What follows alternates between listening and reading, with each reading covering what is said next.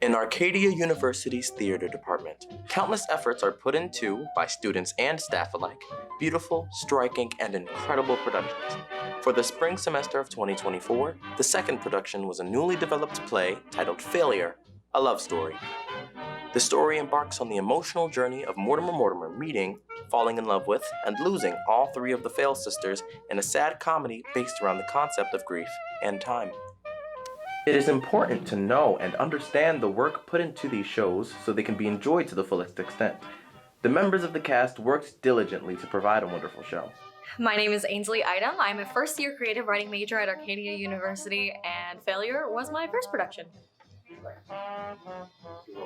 Oh, I was Nellie Vale.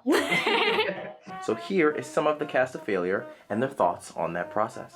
I mean, we talked a lot through the whole rehearsal process, and we all refer to the show as sort of like a love letter to grief and to death and to time.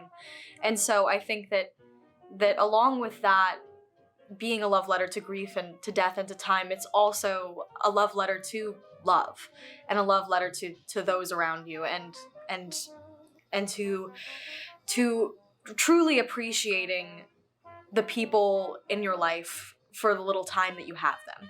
And I think that's a great thing for people to take away from the show. I think the audience being able to take away like this idea of how we cope with grief and how we get through it by using each other to lean on is a really beautiful message. And I just think that it explores grief in a way that a lot of other shows haven't.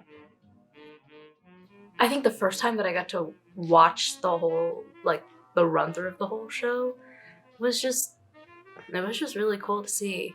And obviously I know, like, everybody on the cast who all did amazing and wonderful, and I love them all very much. I know they all put a lot of effort into the production, so granted, even though I didn't see that process, kind of seeing, like, that first run-through and seeing, obviously, like, there were places where it was like they were still working on it, but seeing how, at this point, how far they had come was just really nice.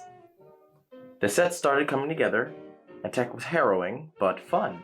Post-tech dress rehearsals are always good because in the rehearsal process, you're playing and you're doing all these things, but something about having the costume on and the lights are figured out and the sound is figured out in juncture with playing with your character and the scenes around you, it just feels like theater.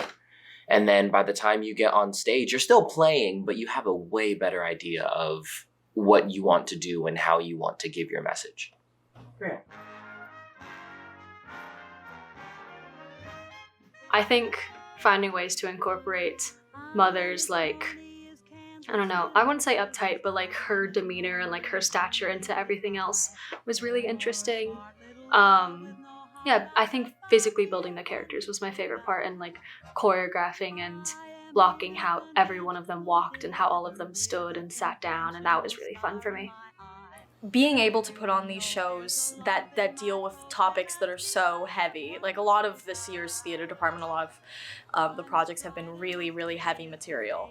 And I think that really being able to tell those stories, to get up and in front of an audience and talk about those things is really, really, really important.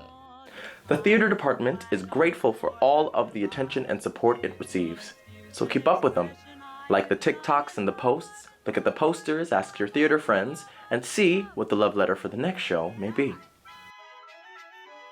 From what you've heard and seen, hopefully you now know what the magic of theater can bring together in just a couple of weeks, and appreciate more the work that goes into these productions, and see the next one.